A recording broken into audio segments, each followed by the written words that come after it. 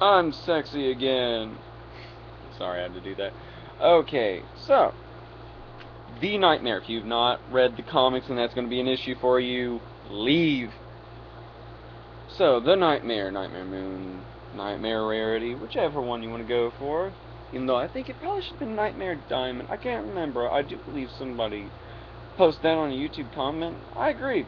Should have been like Nightmare Diamond or something. I mean, hey, we subtly changed Luna to Moon. I mean, it's really more of a translation, but still, hey, a little, come on people, try! Oh well, they try enough that it still works. So, I, of course, like the comic better than the episodes. I do agree with Tim.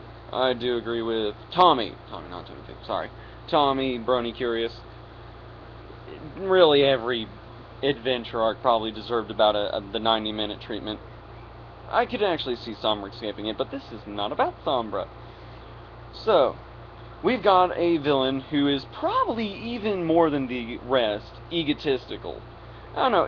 You might be able to fight with Discord, but yeah. Sombra was more of just a dick.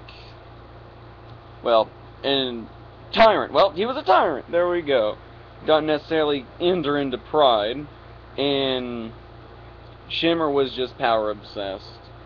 But yeah, Nightmare Moon and, well, Nightmare and Discord could probably do a throwdown. Nope. I'd say chances are the Nightmare is probably more egotistical, but that's a minor point of who's more egotistical. What matters is she is. And she eats that scenery. Very hammy, very over-the-top, very dramatic. Even though I would say the methods of her drama are different, whether you're in the cartoon or the comic. In the cartoon, it was almost the more blatant, the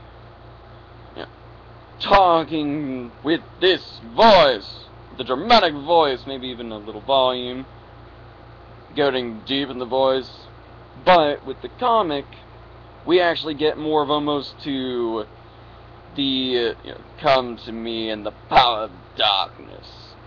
You can tell that this woman loves trying to tempt and corrupt people, as evidenced by how she treats Rainbow Dash in the cartoon, and the fact that once she gets to Ponyville in the comics, she keeps going on about power, darkness, and fear. Darth Nightmare-esque, I presume. So, yeah, she went a little overboard, but that's not really a problem. That's not a problem. It was kind of interesting to see an entity that actually wanted to spread darkness in of itself. Especially when you consider what she was trying to bring about, the eternal night.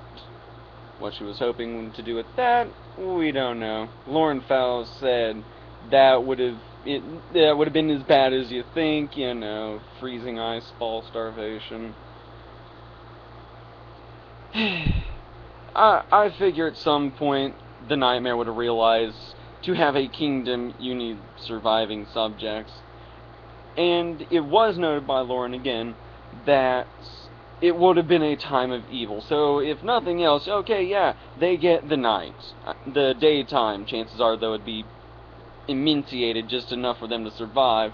But as I view it, with the Nightmare forces running around in the Nightmare in power, I would say waking and sleeping probably don't look very different, because every night would be a nightmare, and every day is a waking nightmare, because, well, Nightmare on Earth. So, I do kind of wish that had been thought out more carefully, but it's one of those things you can easily think around. It's kind of like with how I did my Chrysalis video, having to think around the horrible planning. But Nightmare Moon, well, Nightmare, sorry, has shown herself to have a certain amount of very villainous humor. We see a little bit of it in the pilot episodes. For example, you're kidding me, right? I think I screwed that up, but you know what part I'm talking about, when Twilight's poised to charge her down. But we see a lot more of it in the comics. A lot more laughing at other people's expense. We also see a good bit, well, I already said that, I think. But, yeah, we see a good bit more laughing at other people's expense and just genuinely having a good time because, well, stuff sucks. Having fun at Luna's inner pains.